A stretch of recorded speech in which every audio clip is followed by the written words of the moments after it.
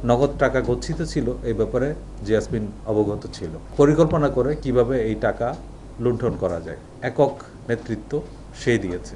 ঘটনাস্থলে গিয়ে ভুক্তভোগীদের সে সান্ত্বনাও দেয়। মামলার এজাহারে সে একজন সাক্ষী হিসেবে নিজের নাম অন্তর্ভুক্ত করেছে। গত 18 জুলাই সন্ধ্যা আনুমানিক 7:25 এবং 7:50 এই সময়ের মধ্যে রাজধানীর কামরাঙ্গীরচর থানাধীন মাহাদিনগর এলাকার রক্সিগলি সংলগ্ন 10তলা একটি ভবনের ৫ম তলায় চাঞ্চল্যকর একটা ডাকাতির ঘটনা সংঘটিত হয়।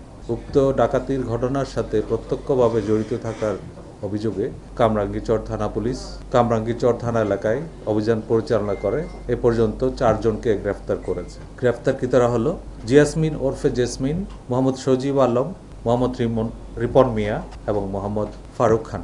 এই ঘটনা সংঘটিত হওয়ার পরপরই কামরাঙ্গীরচর থানা পুলিশ সহ লালবাগ ডিভিশনের ঊর্ধ্বতন কর্মকর্তাগণ ঘটনাস্থল পরিদর্শন করেন এবং ঘটনার সাথে জড়িতদের শনাক্ত এবং গ্রেফতারে অভিযান আরম্ভ করেন। তারই প্রেক্ষিতে গত রাত আনুমানিক 12:10 এই ঘটনার সাথে প্রত্যক্ষভাবে জড়িত মোহাম্মদ সজীব আলমকে কামরাঙ্গীরচর থানাধীন মুসলিমবাগ এলাকা থেকে গ্রেফতার করা হয়। সজীবকে গ্রেফতারের পর তার কাছ থেকে পাওয়া তথ্যের ভিত্তিতে পরবর্তীতে আমরা মোহাম্মদ রিপন মিয়াকে গ্রেফতার করি একই এলাকা থেকে। এই সময় রিপন মিয়ার দেখানো তথ্য মতে তার বাসা হতে লুণ্ঠিত নগদ 1 লক্ষ টাকা উদ্ধার করা হয়। এই দুজনের কাছ থেকে পাওয়া তথ্য এবং জিজ্ঞাসাবাদে এবং গোয়েন্দা তথ্যের ভিত্তিতে একই রাতে কামরাঙ্গীরচর থানা এলাকায় আরেকটা অভিযান পরিচালনা করে এই ঘটনার অন্যতম নেতৃত্বদানকারী ফারুক খানকে গ্রেফতার করা হয়। ফারুক খানের কাছ থেকেও একই সময়ে তার শয়নকক্ষ থেকে তার দেখানো মতে নগদ 1 লক্ষ টাকা উদ্ধার করা হয়।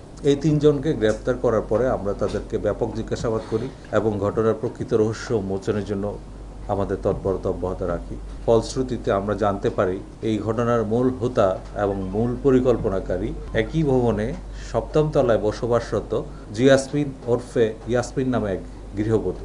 এই চাঞ্চল্যকর ডাকাতির ঘটনা তদন্ত করতে গিয়ে আমরা দেখলাম পুরো ডাকাতির পরিকল্পনা বাস্তবায়ন এবং ডাকাতি শেষ হওয়ার পর পর্যন্ত একক নেতৃত্ব সে দিয়েছে এবং এ পর্যন্ত তাকে আমরা আজকে সকালে তার বাসায় অভিযান পরিচালনা করে গ্রেফতার করি এবং তার বাসা থেকেও নগদ 20,000 টাকা উদ্ধার করতে পেরেছি। এছাড়া ফারুক খানের হেফাজত হতে লুণ্ঠিত স্বর্ণালংকার আমরা উদ্ধার করেছি এবং কয়েকটা অলংকার এখনো মিসিং আছে, সেগুলো উদ্ধারের জন্য আমাদের তৎপরতা অব্যাহত আছে। এই ঘটনার তদন্তে আমরা জানতে পারলাম যেহেতু জিয়াসমিন ওরফে ইয়াসমিন ওই বাসায় বসবাস করত, তার সাথে ওই ভবনের 5ম তলায় বসবাসকারীদের নিয়মিত যোগাযোগ ছিল এবং ওই বাসায় যোগাযোগ ছিল এবং সেই বাসাতে যে নগদ টাকা গচ্ছিত ছিল এই ব্যাপারে জিয়াসমিন অবগত ছিল। জিয়াসমিন পরিকল্পনা করে কিভাবে এই টাকা লুণ্ঠন করা যায় সেই পরিকল্পনা অনুযায়ী সে তার পরিচিত কয়েকজনের সাথে যোগাযোগ করে এবং তাদের এই ঘটনায় উদ্বুদ্ধ করে এবং সেই প্রেক্ষিতে তারা জড়ো হয় এবং যেদিন ডাকাতির ঘটনা সংঘটিত হবে জিয়াসমিন নিজেই উক্ত ভবনের নিচতলায় এসে তাদেরকে রিসিভ করে এবং ওই বাসাটা দেখিয়ে দেয়। পরবর্তীতে জিয়াসমিন তারা যেন প্রস্থান করতে পারে নিরাপদে সেটাও নিশ্চিত করে এবং এরপরে ঘটনাস্থলে গিয়ে ভুক্তভোগীদের সে সান্ত্বনাও দেয়।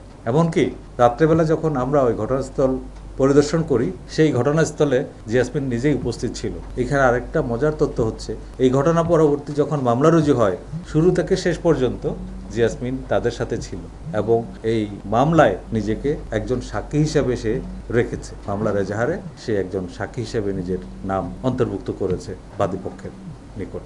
তো এই বিষয়টা পুরোপুরি একটা চাঞ্চল্যকর ঘটনা।